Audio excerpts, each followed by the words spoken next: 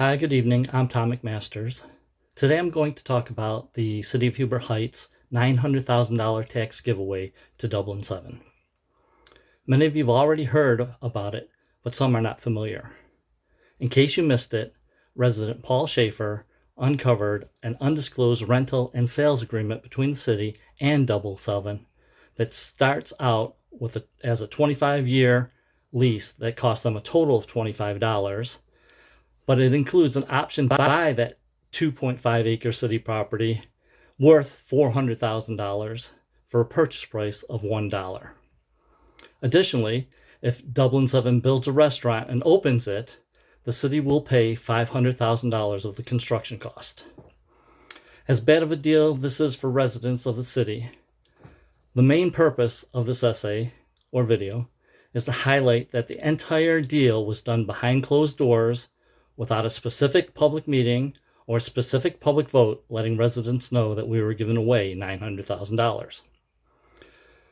I believe that if the city had put out a public notice that they intended to sell 2.5 acres for $1, and in that public notice they asked restaurants to provide a business plan that best fit the vision of the city's entertainment district, then the city would have received multiple responses from multiple business, and those business plans would have given the city much better return on investment, much better tax returns, much better draw of people into the district than what we're going to see from this.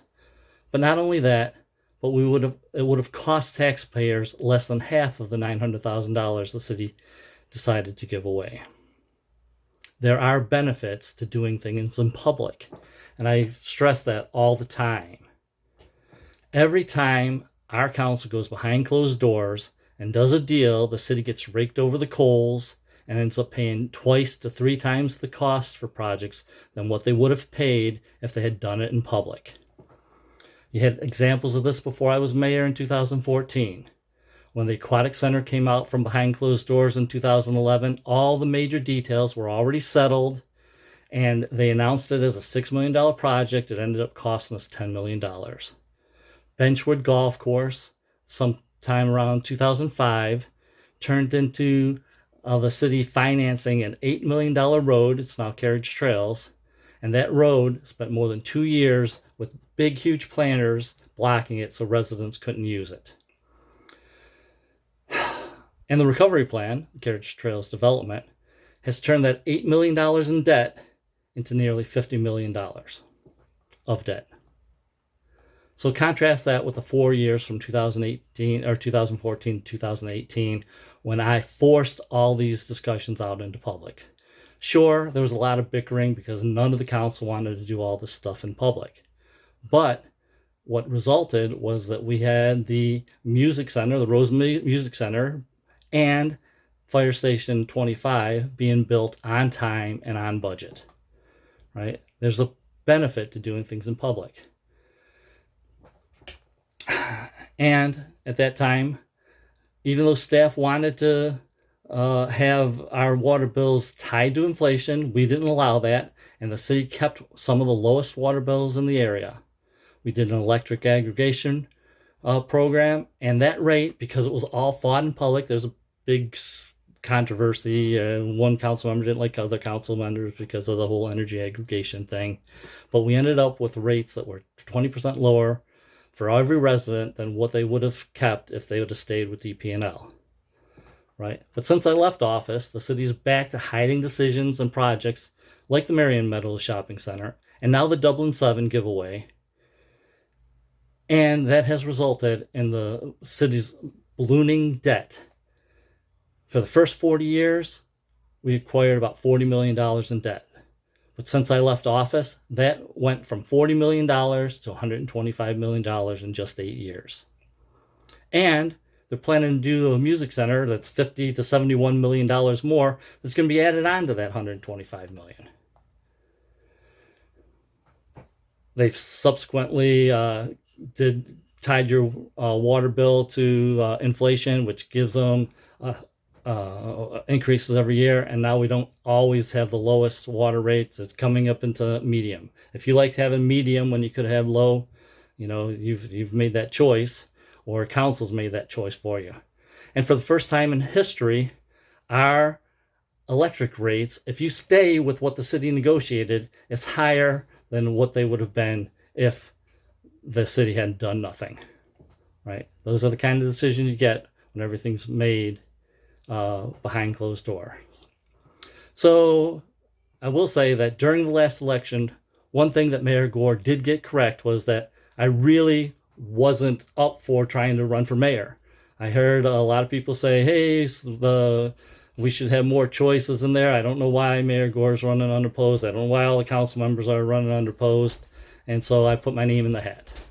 Right? I said, well, if the residents want to do the work and they want to get me elected, then that's perfectly fine. But my attitude was that I would be willing to do the job if residents were willing to do a little effort to make sure I was running. Doesn't mean I didn't do anything. I did spend $25 and I handed out 700 business cards and ended up getting 800 write-in votes. So that's pretty good, considering that the voters had to actually go into the polls knowing that they wanted to write my name. So obviously, if 800 people voted and only 700 people were contacted and talked to me personally, some of the residents must have done some of the work to help me out there. So I definitely appreciate that, but I need that more now that I'm running for Congress. Right? Those people actually gave the rest of the city a chance at better spending choices and a commitment to follow the law.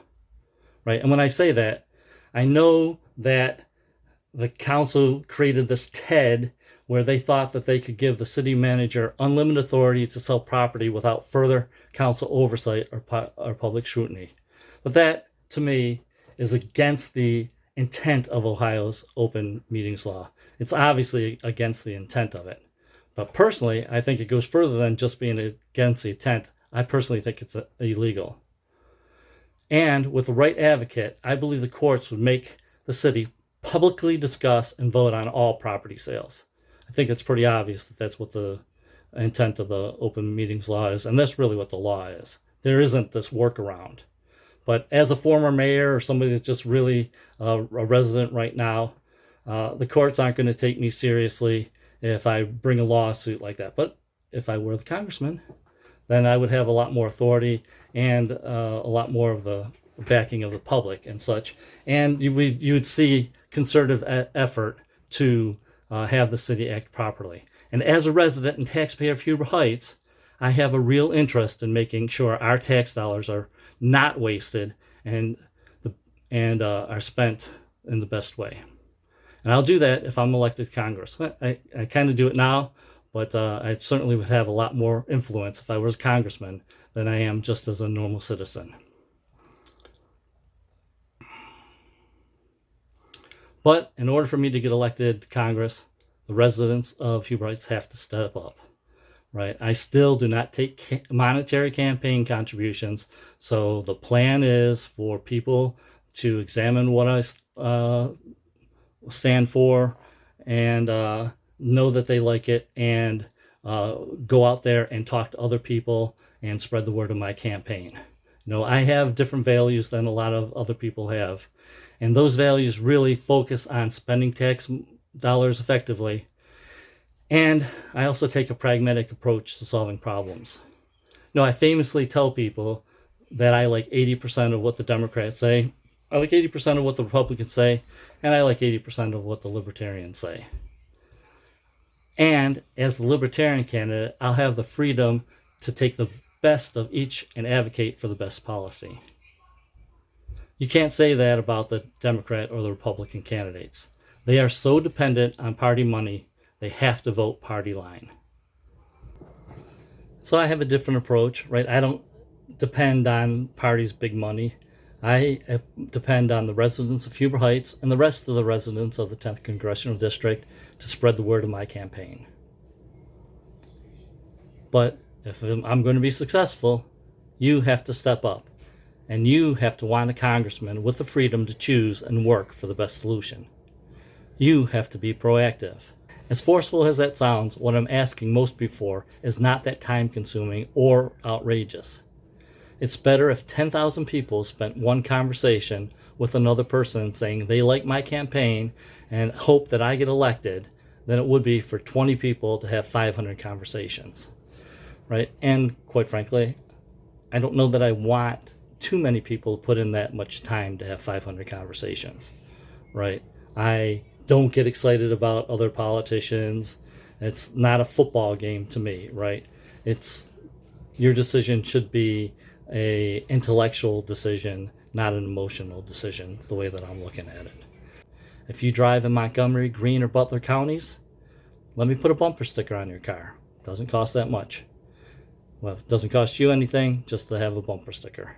If you go to Dragons games, or your kids have soccer games, or you go to festivals, wear one of my t-shirts. I got the nice little thing in the front, and I got a nice little thing in the back. If you walk for your health, wear a sandwich sign. Now that's the most outrageous looking thing. I'm sure people are looking at me on the side of the road and say, oh, that guy's got a sandwich sign on. And they would do the same thing if you were doing it. But it is one of the things that probably gets the most notice, and so I definitely would appreciate if you think about that, or holding a sign at the corner for a little while, even though standing on the corner is what most people normally do. So walk for your health, wear a sandwich sign. But spread the word of my campaign through social media or whenever you talk to friends. Those are the kind of things that I need a lot of people to do. A lot of people spend 5 minutes, 10 minutes every week doing that kind of stuff. And it'd be really good. Now, if you walk, obviously, I like the fact that you'd walk for 20 minutes 3 times a week and out on the main road. That'd be super good for me. But definitely appreciate it. Contact me and let me know what you need. And remember, vote Tom McMasters, the Libertarian candidate for Ohio's 10th Congressional District. Thank you.